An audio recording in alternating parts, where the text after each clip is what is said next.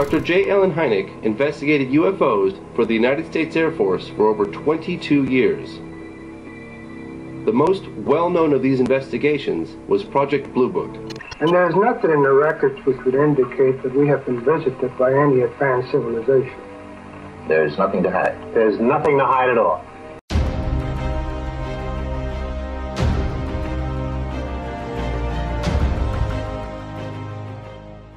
Project Grudge is a fine example of how to appear productive when, in reality, you are busy doing nothing. Project Grudge was a total fluke, set up with one single aim: debunk all reports and find natural explanations for those you can't. Needless to say, many of those explanations were completely illogical. Our critics continually charge that the United States Air Force is withholding information from the general public on this subject. This is absolutely untrue. And there's nothing in the records which would indicate that we have been visited by any advanced civilization. There's nothing to hide. There's nothing to hide at all. Investigations were rarely conducted since the conclusion is already known. Any little investigation done was tailored to lead right back to the preconceived answer. This continued until the UFO sighting reported around Fort Monmouth in New Jersey in September of 1951. A number of pilots and radar operators observed these fast-moving and highly maneuverable aircrafts that are shaped like discs. It took a direct order by the head of Air Force Intelligence at the Pentagon, Major General Charles P. Capell, to swing the investigators into action. When a meeting was called, it became clear that the investigators at Project Grudge had been taking all reports as a huge joke. This realization made General Charles P. Capell push for the dissolution of Project Grudge and its replacement by Project Blue Book. The project intended to take the sightings really seriously. With huge determination, Captain Edward J. Ruppelt, remember him from Project Sign, was put in charge of Project Blue Book, and work commenced immediately. It was Ruppelt that created the name Unidentified Flying Object (UFO) to replace the press-publicized flying saucer. Data were gathered and placed under high scrutiny.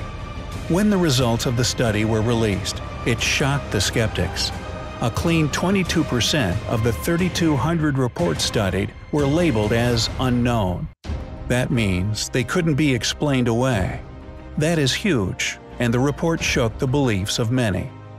One of such people is the astronomer, Dr. Allen Hynek, who was hired as a scientific consultant during Project Sign and also for Project Blue Book.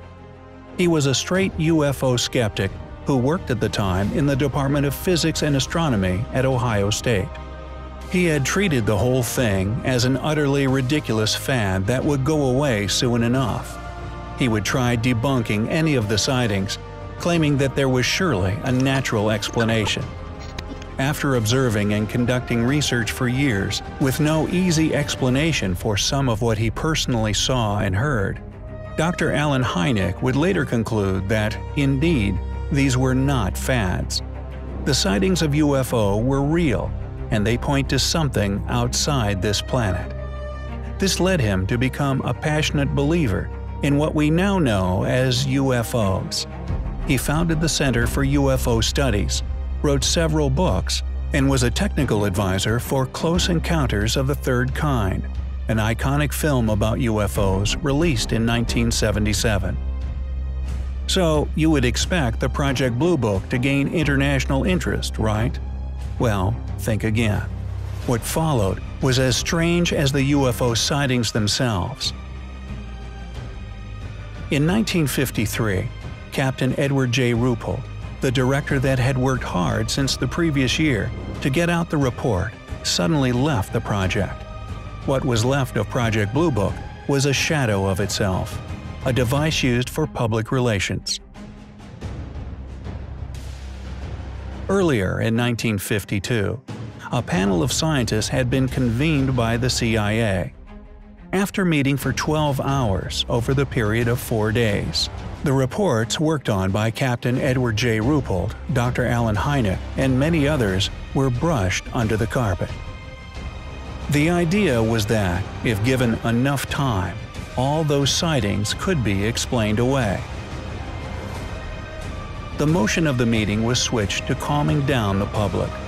A public relations campaign was proposed to debunk and remove the aura of mystery from the UFOs, all in an attempt to take away the public's attention.